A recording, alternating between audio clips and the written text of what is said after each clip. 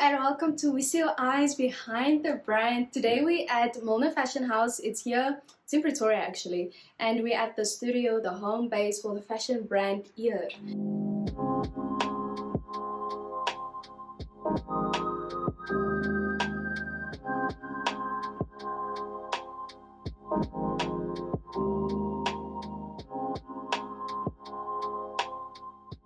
So we're gonna have a sit-down conversation with them, with the co-founders, Natasha and CARINA, and we're just gonna get a little bit of insight into how the brand started, how they are to where they are now, and hope it is insightful, hope you enjoy it. Let's go. Thank you for making the time. Thank you for availing yourself. I'm with the co-founders. I'm gonna introduce them. So this is CARINA, LOUW. CARINA, LOUW, and this is NATASHA, JAUME. Thank you for making the time. A few questions we want to ask is basically your background, how it came about. So first question is, how did it come about that you two came into business together? Why wasn't it just you by yourself, CARINA, or you by yourself, Natasha? What made you guys join as a team? So CARINA and I used to be fashion lecturers before starting the brand. Yes. And both of us were doing our own thing as well. I was focusing on bridal wear and CARINA did a lot of menswear and tailoring. Yes. And while we were lecturing, we always used to get together between classes and chat about the curriculum and so on. Yeah. And we realized that we really had common goals, but we had complementing skills and, Yes. and our strengths and weaknesses were complementary to each other. So we decided to start a brand together because we were strong in different things and we thought if we combined those strengths it would be great. And would you say by lecturing it helped you in areas of how to start a business? Did it give you an advantage by being a lecturer? That's an interesting question. We both love lecturing, but being a lecturer is honestly very different from running a business. Okay. Yeah, the lecturing was so much fun. It was a period in time where we both honed in on our own skills as well. I think that was a plus point about lecturing. And then when the time was ready and we met each other, then we could start our own brands. Okay, that's interesting. So I did a bit of research and I know you guys only used to design in the color black, right? Yes. So what made you choose to introduce more color to your collections? So we started with only black because from the outset we knew that we wanted ERRE to be classic and timeless. Okay. And black is definitely, like they Yes. say, the queen of all colors. And also because our tagline is power dressing redefined for women. Yes. So black is just so powerful. And then adding on the color, I don't know if you want to add on why we started with color. Yes, so obviously clients wanted color as well. And we knew if we wanted a sustainable brand, then you know they're going to want to buy color eventually as well. And even though our colors are very popular, our black still remains the best sellers. But I think the color also attracts the customer because color looks beautiful in pictures a bit more than black sometimes. But people still tend to lean towards buying black. Just to add on that, what was very interesting for me personally is, like Natasha's wearing pink today. Pink is such a feminine color. I almost thought that pink is too feminine. And we realized that with our pinks and reds, when our women wear that, not wallflowers anymore. Yeah. It's amazing how powerful color is. Yes. How you are perceived when you're wearing color. So we have this interesting contrast, you can always almost say, between the flattering classic black and then the let me stand out and power out in a feminine pink or red at a function or event. That's so true. Yes. And I think the reason why some of your, if not most of your customers tend to go to black, it's because that's what they knew you for, right? Yes, exactly. And I know your brand is also very size inclusive. You design for plus size women. How does that make you stand out from other brands? Well, I think there's not so many brands that's always doing size inclusive, and even some brands that do still tend to design in a size 34 or in a standard model size, and then they scale up to bigger sizes. Whereas what we do is we make sure that whatever design we're doing, we actually focus on plus size, you know, making sure that it's going to be flattering on any body type and size before we decide on finalizing a design. So we don't just stick to doing designing around the standard model sizes. I would also like to add that it's a lot easier to design for a model. True. You can because they're so tall and everything is perfect, you can go wild. To start designing from the scratch for a real woman, Yeah. It's a lot more challenging, and I want to say that a lot of brands are too lazy to do that. Yeah. Because to add a sleeve changes a design completely. Yes. A higher neck, more modest clothing. It's not that easy to design. Yeah. Because you can create a lot of drama, let's say on the runway with a beautiful open back or a low cut V. But most women can't wear it. Yeah. So we love that design challenge. It's actually too boring and easy to design for That's so true. a model. Model size. Although I do adore models. I read up you have quite, and I don't know if it's just you, Carina, but Roman Hunt, am I pronouncing his name? You have a quite close relationship with him. For some people who don't know who he is, how would you say your relationship is so close? So we're both very close with Roman. Yeah. We see him not just as a best friend, but as a business mentor as well. He ran a lot of factories in CMT, so he gives us business advice and especially manufacturing advice constantly. Used to be a menswear designer, now he's an artist, and he's technically phenomenally good. Then I also know you obviously showed at Paris Fashion Week. For those who don't know, when was this and how did it come about? How was it showing at Paris Fashion Week? Was it like one of your goals, like tick, done, now I know what that feels like, amazing? What would you say? So I wouldn't really say it's something that we wanted to do and tick, now it's done, because, you know, just having it as a goal so that you can do it, and if it doesn't mean anything to you, then it doesn't really, if there's nothing coming of it, then it doesn't really mean anything. But I think, I mean, obviously it was amazing being in Paris and showing there. So it was part of the Africa Fashion Up designer show, where 5 designers from Africa were selected to show. So it was obviously a big honor to be selected as one of those 5 designers from Africa. And it was a great experience. I mean, obviously being in Paris, and also a good time for us because it was post-COVID in 2021, where everything was a bit quiet. So it was really a great experience, and more than just showing in Paris, we also did a mentorship with the Caring Group. Which was really great, because while we were there, we did masterclasses with them, and then also 6 months post-event, we actually did a mentorship with someone from Balenciaga, which was actually the best part of the whole experience. That's amazing. That learning experience for us was more important than the actual fashion show. Okay, I get you. And I won't say it's ticked yet, I would say tick again, we will show in Paris again. 100%, 100%. So how did it come about that you were chosen as 5 African designers? How did that come about? Did someone nominate you? That year we were nominated. I know since then with that initiative, you have to enter like a normal competition to get into. That was the first year that they had this initiative, and they asked a company that we helped design for. The company is called Asante, as I believe they still have a store in Sandton as well. And we co-designed a collection. It's a British-based brand. We co-designed with other designers for that brand, and they nominated us and got into showing in Paris. Okay, that's very cool. Well done. I hope I pronounced this correctly. Please correct me if I'm wrong. MYRIE. It's a dress, and is it true that it is a bestseller? It's one.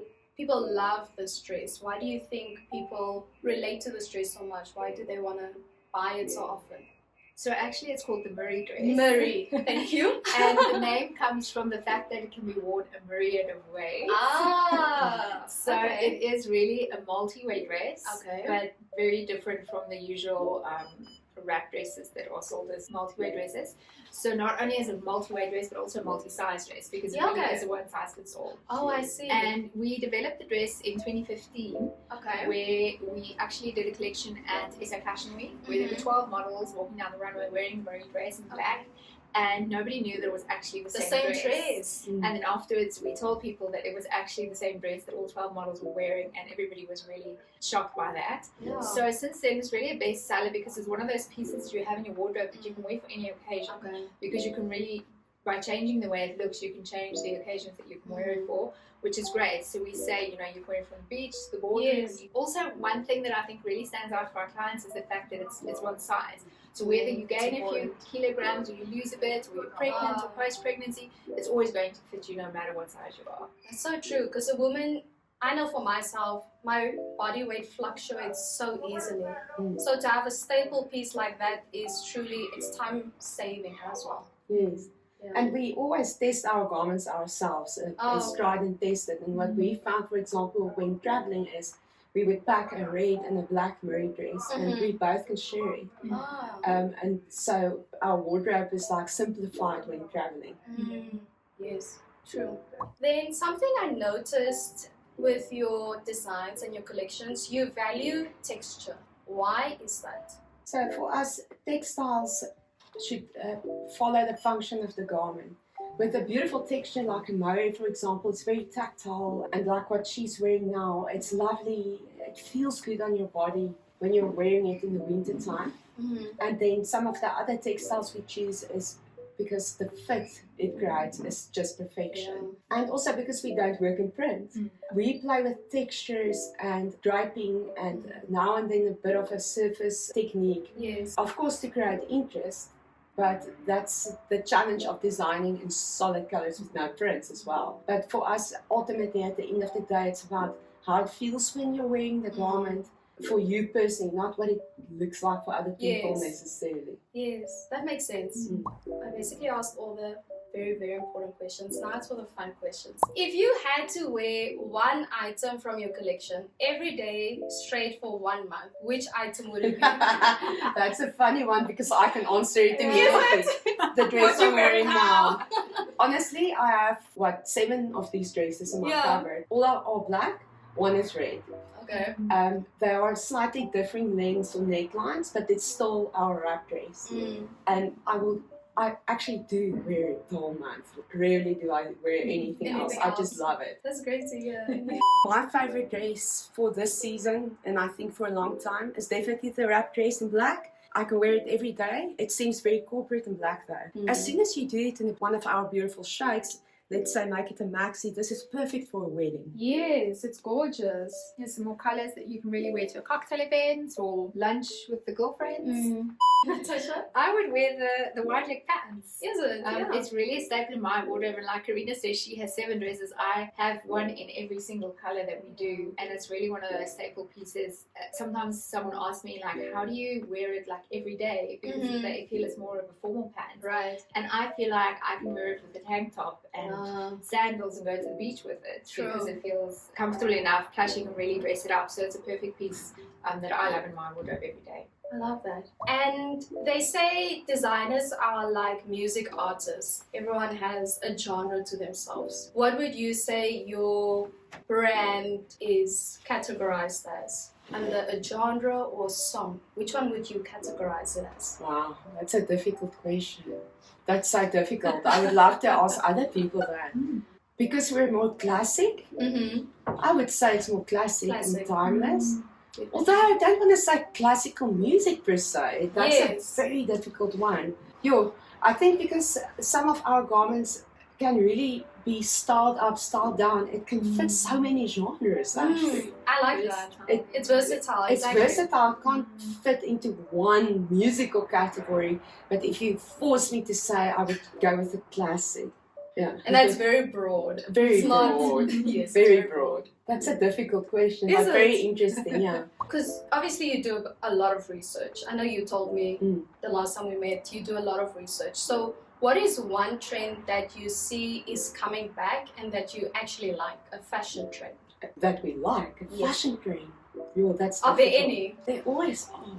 Well, for me, you know how fashion trends work, it goes like this. I've been enjoying the 90s coming back actually. You know how when people grow up in the 80s and they see the 80s coming back, they're like, oh no, it's so garish. I'm enjoying some of the 90s trends coming back. It's been over the past year, for example. Yes. Yeah.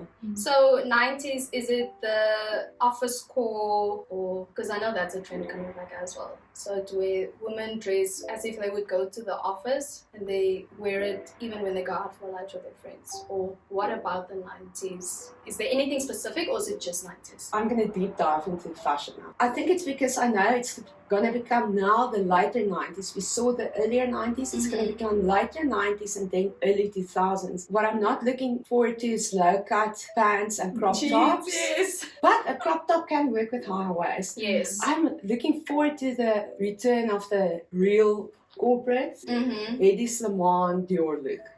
Yes, please. The skinny stovepipe pants, not skinny jeans necessarily, but the all black, sleek, tailored, minimalist, late 1990s. When you talk Helmut Lang, Narcissa Rodriguez, Hedy Slimane, and of course Raf Simons, that period in time in fashion was actually very interesting and special.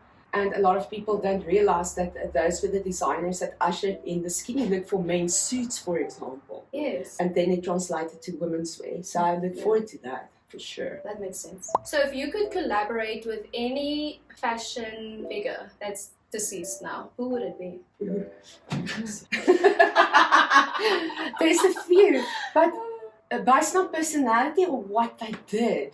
Based on can we work with them. Yes, if you had to collaborate on a collection with them. I would choose Chanel. Because she was so forward-thinking. It still amazes me. And then, of course, Karl Lagerfeld, who came in after. And I can see us actually working with them. But we are huge fans of Christian Dior. I was also going to say. Christian Dior and Givenchy and Balenciaga. But I can't see them wanting even to work with anybody else because of their personalities. Right. Christian Dior himself wasn't renowned for a collaborator. Whereas Coco Chanel and Karl Lagerfeld, of course. Yes, we know. Yeah. So we are huge fans of, like, especially 50s Dior. But collaboration, I'm going to say Karl Lagerfeld if I have to choose. Do you agree with that? Okay. Okay, that's great. So we spoke about trends that are coming back. That's in the process, you know, that's already making its way. What is one trend you would like to see come back that's not in yet? From which time period? That's the thing. Let's say the 80s. Ooh, power shoulders. I love a power shoulder, but it needs to be done. It needs to be done the right way. So power shoulders, but not 80s. Not the shoulder pad power shoulders, but a more sophisticated power shoulder, definitely. But everything gets reworked to suit a certain time period. That really waxy dynasty look from the 80s, I don't think that could ever return.